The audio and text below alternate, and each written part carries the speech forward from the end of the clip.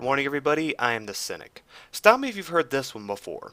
Feminism is about women's social, economic, and political equality to men. We've all heard this tired and questionable definition of feminism time and time again.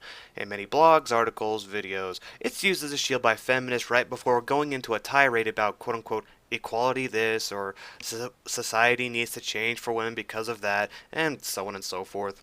My question is, what the hell is equality? What are the necessary mechanisms and gears that are required to be in place in order for this magical notion to become a reality?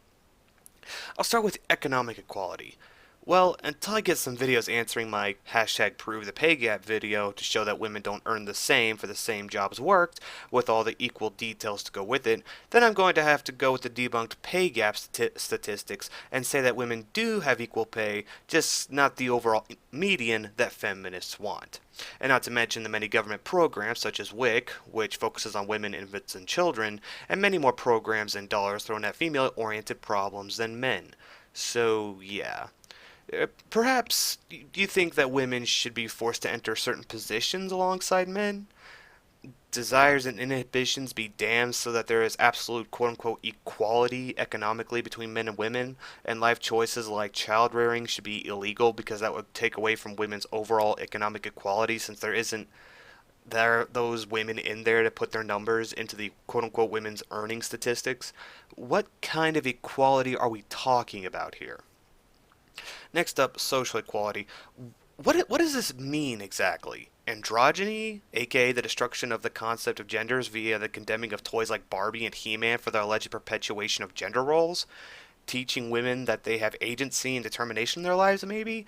How do you expect to accomplish this when the mainstream movement for equality also perpetuates victimhood culture by accusing others of victim blaming when said female agency is called to task?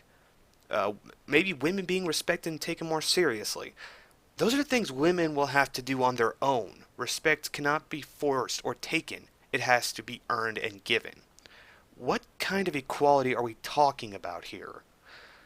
Let's try women. Let's try political equality. This one is one that really throws me for a loop.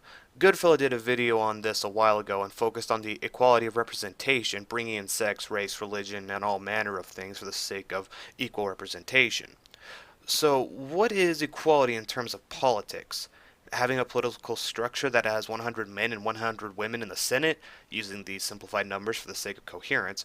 What if the people who, are the ones who vote to determine if they want a candidate in office don't want to have the woman presented? What if they find another candidate that they like who represent their views better who's a man? Are the people supposed to just shut up and accept their equalist imposed choices? Aren't our political options narrow enough as it is already? And what of the president or prime ministers? Should there be election years where only women are allowed to run and the other years where men are allowed to run? Or what? Years where women are allowed to vote only and where men are allowed to vote only? What kind of equality are we talking about here? I think you're seeing the problem. I don't support equality because nobody can really pin down the definition of what equality is, and thus it is a moving goalpost for those whom use the word to push their agendas. The word sounds all well and good in terms of social justice and projected compassion.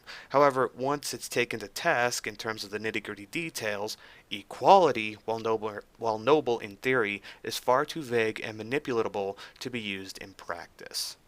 I am the Cynic, everybody. Have a nice day.